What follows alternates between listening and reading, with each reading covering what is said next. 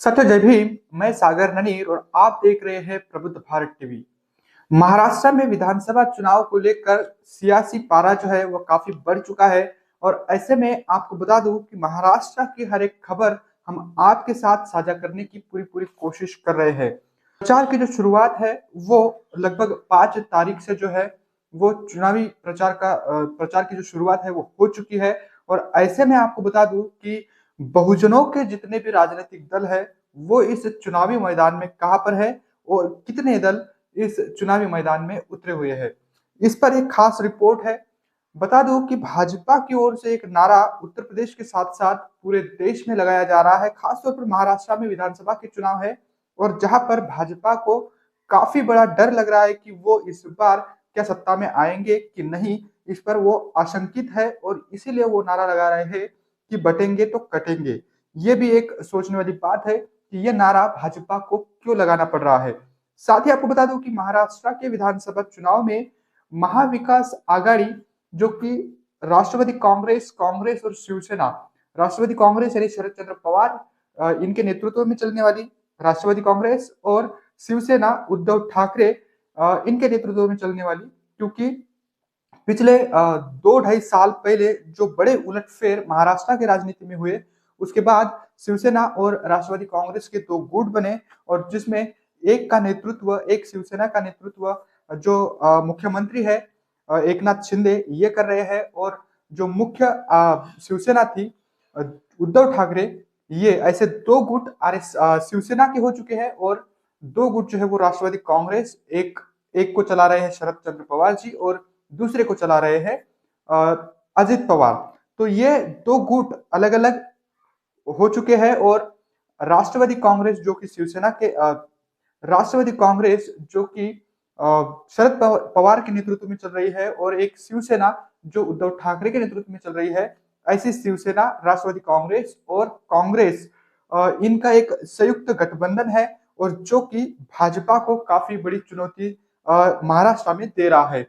ऐसे में इन परिस्थितियों में जो बहुजनवादी दल है, जो बहुजन मतलब अम्बेडकराइट जो पार्टियां है वो इस चुनाव में कहां पर खड़ी है, ये भी सोचने वाली बात है। और इसके तहत ही हम इस रिपोर्ट में आपको बताएंगे कि कुल 6 पार्टियां ऐसी है जो इस विधानसभा के चुनावी मैदान में उतरी हुई है, जिसमें बसपा, वंचित बहुजन आघाड़ी और इसके साथ ही कुछ अन्य दल है, उसको भी समझने की कोशिश करेंगे। और यहाँ पर इस विधानसभा के चुनावों में यस्सी का कितना वोट है और वो इन सीटों पर कितना प्रभाव अपना डालता है, इसको भी समझने की कोशिश करेंगे। और पिछले लोकसभा के चुनाव में वंचित, बसपा और अन्य अम्बेडकराइट पार्टियों को कितने वोट मिले और इस आधार पर वो अब इस विधानसभा के चुनाव में कहां पर खड़े हैं, इसको समझने की कोशिश करेंगे।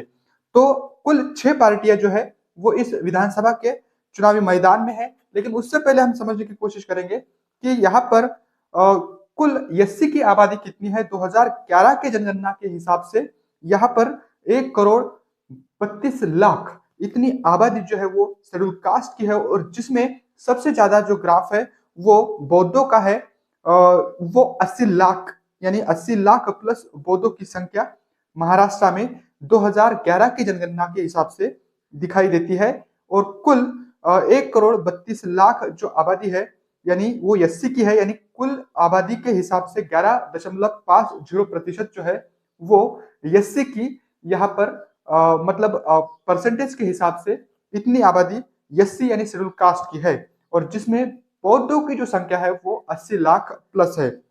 अब देखना यह है कि 2019 के जो लोकसभा के चुनाव हुए, इन लोकसभा चुनावों में बसपा और वंचित ये बड़ी फोर्स उभर कर आई, जिसमें वंचित ने ज्यादा वोट लिया और बसपा दूसरे नंबर पर रही। बहुजनों की जो मैं बात कर रहा हूं, बहुजन पार्टियों की, जिसमें इन दो दलों के जो वोट है, कैडर वोट कहेंगे, वो वोट इंटैक्ट रहते हैं और वंचित का जो है वो गठबंधन था। तो इस हिसाब से जो है वो मतलब उसका जो वोट है वो बड़ा हुआ है। जाकर आज की परिस्थिति में जो विधानसभा के चुनाव महाराष्ट्र में हो रहे हैं, जिसमें बसपा, वंचित और रिपब्लिकन पार्टी जिसमें आठवले भी है और अन्य कुछ रिपब्लिकन सेना करके ऐसे जो दल है वो इस चुनावी मैदान में है और राजरत्न अंबेडकर वो भी इस चुनावी मैदान में है। तो देखेंगे कि बसपा ने इस बार विधानसभा के चुनाव में कुल मिलाकर 288 सीटों पर अपने उम्मीदवार उतारे हैं और उनमें 16 ऐसे उम्मीदवार हैं जिनके फॉर्म जो है वो रिजेक्ट हो चुके हैं। यानी बसपा जो है ज्यादा सीटों पर यहाँ पर विधानसभा के चुनाव लड़ रही है और सेकंड नंबर पर वंचित बहुजन आघाड़ी है जो ज्यादा सीटों पर यानी बसपा के बाद 208 सीटों पर वो भी यहाँ पर चुनाव लड़ रही है। अकोला पश्चिम की जो सीट है जहां से मुस्लिम कैंडिडेट वंचित बहुजन आघाड़ी ने दिया था वो कैंडिडेट उसने फॉर्म विड्रॉल कर लिया है। तो उसमें भी ऐसे केसेस में वंचित की जो सीटें हैं वो भी कम हो जाती है। तो कुल 208 सीटों पर लगभग वंचित बहुजन आघाड़ी चुनाव लड़ रही है और बसपा जो है वो 250 प्लस ऐसी सीटों पर चुनाव लड़ रही है। तो समझिए कि बसपा, वीबीए और अन्य जो अम्बेडकराइट पार्टी है इनका एजेंडा जो है वो एक ही दिखाई देता है, लेकिन एक होकर भी ये अलग अलग चुनावी मैदान में उतरकर अलग अलग लड़ रहे हैं और जिसका फायदा जो है वो महाविकास आघाड़ी और भाजपा को होता हुआ अलग अलग सीटों पर दिख रहा है। तो एक बार हम और देख लेते हैं कि बसपा ने 288 सीटों पर अपने उम्मीदवार उतारे हैं, वीबीए ने 208 सीटों पर, आरक्षणवादी जो आघाड़ी है उसने 125, जिसमें तीन दलों का मतलब तीन दल शामिल होकर ये आरक्षणवादी आघाड़ी जिन्होंने बनाई है, जिसमें 125 सीटों पर वो चुनाव लड़ रहे हैं। रिपब्लिकन पार्टी ये भी इस चुनावी मैदान में है। आनंदराज अंबेडकर जो कि रिपब्लिकन सेना से जानी जाती है वो 40 सीटों पर ये चुनाव लड़ रही है और इसके साथ ही राजरत्न अंबेडकर जो कि एससी के लिए जो 20 जगह रिजर्व है उन सीटों पर इन्होंने भी अपने उम्मीदवार उतारे हैं। इसके साथ ही महाविकास आघाड़ी को भी कुछ अम्बेडकराइट दलों का सपोर्ट है और महायुति जो कि बनी है भाजपा के नेतृत्व में उसको भी जोगेंद्र कवाड़े की उसको सपोर्ट है। तो ये राजनीतिक दल जो है अम्बेडकरवादी खुद को कहते हैं वो अलग अलग होकर चुनाव लड़ रहे हैं और जिसका फायदा जो है वो अलग अलग राजनीतिक दलों को होता हुआ दिख रहा है। बात करेंगे दो प्रमुख दलों की जिसमें बीएसपी और वीबीए, ये दो दल जो है वो ज्यादा ताकत रखते हैं महाराष्ट्र में। 15 लाख प्लस वोट जो है वो 47 सीटों पर पिछले लोकसभा के चुनाव में वंचित ने 15 लाख प्लस वोट लिया था और उन्हीं लोकसभा चुनाव में बसपा ने भी 4,20,000 प्लस वोट लिया था। ये वोट लेने के बावजूद भी जो है अब एक सहमति बनती हुई दिख रही थी 2 महीने पहले की बसपा और वीबीए का गठबंधन हो सकता है, लेकिन वो नहीं हो पाया और अब स्थितियां यह है कि कोई भी दल एक भी मेंबर चुनकर लाएगा कि नहीं इस पर भी शंकाएं है। तो ये फायदा जो है वो अलग अलग पार्टियों को होता हुआ दिख रहा है। कुल 6 ऐसे दल है जो बाबा साहब के नाम पर चलने वाले या अम्बेडकरवादी खुद को कहने वाले ये दल अलग अलग होकर चुनाव लड़ रहे हैं और जिसका फायदा जो है वो अलग अलग राजनीतिक दलों को होता हुआ दिख रहा है। इन 80 लाख बौद्धों की संख्या है।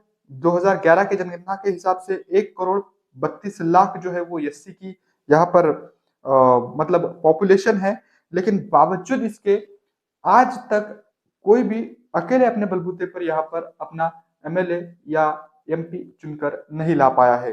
तो ये भी एक दुर्दशा ही कहेंगे।